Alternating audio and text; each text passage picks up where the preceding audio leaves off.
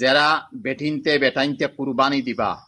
এরা লাগি নবীজির এক হদিস ইয়াতা হলো ই কুরবানি দেওয়ার আগ পর্যন্ত